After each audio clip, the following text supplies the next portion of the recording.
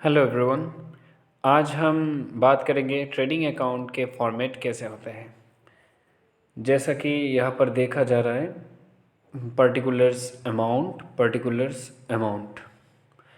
इससे पहले ये मैं बोल दूँ कि फाइनेंशियल स्टेटमेंट जिसमें हम trading account, trading and profit and loss account, then balance sheet बनाते हैं। ठीक है, तो उसमें जो ट्रेडिंग अकाउंट बनाते हैं उसका फॉर्मेट अभी हम यहाँ पर डिस्कशन कर रहे हैं। ट्रेडिंग अकाउंट में पहले ही हम debit side, that means left side, और credit side means right side.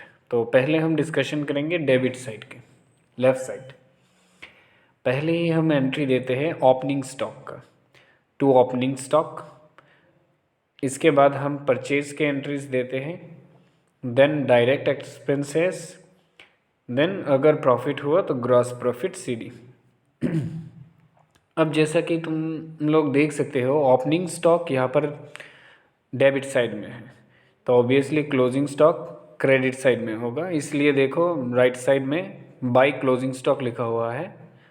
और परचेजेस के एंट्री डेबिट साइड में है, तो लेफ़्ट साइड में अगर परचेजेस हुआ तो राइट साइड में सेल्स के एंट्रीज होंगे, तो इसलिए राइट साइड में सेल्स की एंट्री है। और परचेजेस के साथ अगर परचेज रिटर्न दिया हुआ है तो उसे हमें लेस करना है। ठीक सेम टू सेम अगर सेल्स के साथ अगर सेल्स रिटर्न दिया हुआ है तो उस अमाउंट को हमें लेस करना है, अदरवाइज डायरेक्टली हमें अमाउंट के कॉलम में लिख देना है पूरा अमाउंट। ठीक है, तो परचेजेस के अमाउंट को अगर परचेज रिटर्न का अमाउंट जो होता है वो अगर यहाँ पर दिखा रहे हो तो ऐसे लेस करके दिखाना है।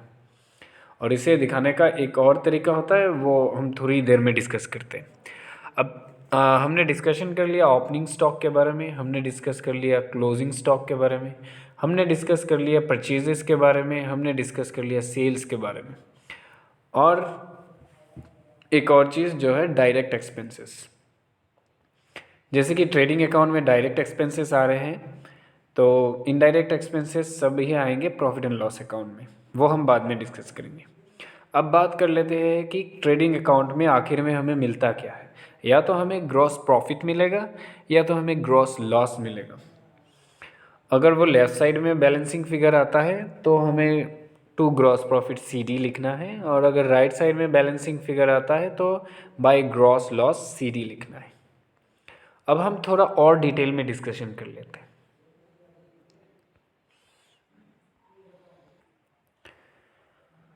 अभी अभी तुम लोग ये देख सकते हो कि जैसे कि ओपनिंग स्टॉक के नीचे में ये वही ट्रेडिंग अकाउंट का फॉर्मेट है, बस इसको थोड़ा और डिटेल्स में डिस्कशन कर रहे हैं।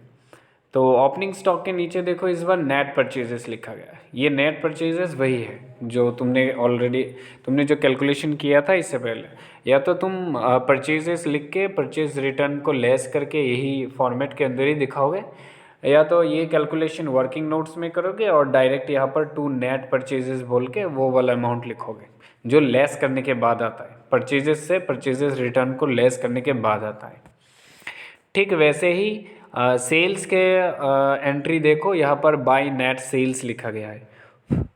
अगर सेल्स के एंट्री अगर तुम वर्किंग नोट्स में सेल्स लिख के सेल्स रिटर्न को लेस करके अमाउंट निकाल लेते हो तो वो वाला अमाउंट यह बाय नेट सेल्स के अकॉर्डिंग लिखना है। ठीक है, तो या तो तुम लोग ऐसे net purchase net cell direct लिख सकते हो, या तो तुम्हें सेल परचेज लिखने हैं देन रिटर्न्स को लेस करना है। चलो अब नेक्स्ट टॉपिक में बात करते हैं, वो है डायरेक्ट एक्सपेंसेस। वहाँ पर हमने सिर्फ डायरेक्ट एक्सपेंसेस बोल के डिस्कशन किया था, यहाँ पर हम कुछ एग्जांपल्स भी डिस्कस कर रहे हैं जो कि तुम लोग देख सकते हो। टू डायरेक्ट एक्सपेंसेस बोल के कुछ एग्जांपल्स दिए गए हैं, जैसे कि वेजेस एंड सैलरीज। सिर्फ सैलरीज आता है तो वो चला जाएगा प्रॉफिट एंड लॉस अकाउंट में। अगर वेजेस एंड सैलरीज आता है तो वो डायरेक्ट एक्सपेंसेस में आता है। ठीक है, अदरवाइज सिर्फ सैलरी होने से वो इनडायरेक्ट एक्सपेंसेस हो जाएगा।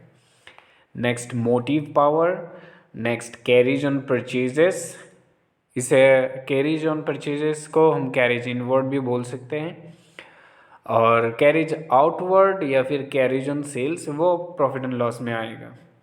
Next freight, fuel charges, factory rent, octroi duty, royalties, ये सभी के सभी डायरेक्ट एक्सपेंसेस के एग्जाम्पल्स हैं। एक बार मैं जूम इन कर लेता हूँ, अब तुम लोग अच्छे से देख पाओगे, ठीक है ना। Wages and salaries, motive power, carriage on purchases, freight, fuel charges, factory rent, octroi duty, royalties.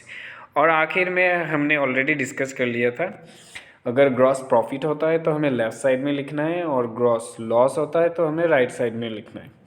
Bracket में यहाँ पर एक्स्ट्रा एक लाइन लिखा है, देखो, transfer to provident loss account.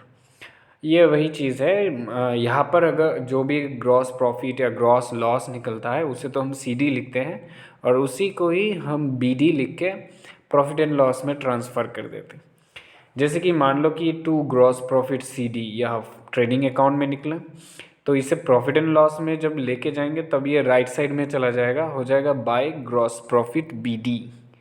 और अगर by gross loss trading account में निकलता है, जो कि यहाँ पर राइट साइड में दिया हुआ है, तो ये यहाँ पर बाय ग्रॉस लॉस सीडी है, तो प्रॉफिट एंड लॉस में जब जाएगा तब ये लेफ़्ट साइड में चला जाएगा, तब ये हो जाएगा टू ग्रॉस लॉस बीडी, ठीक है ना। तो ये आज,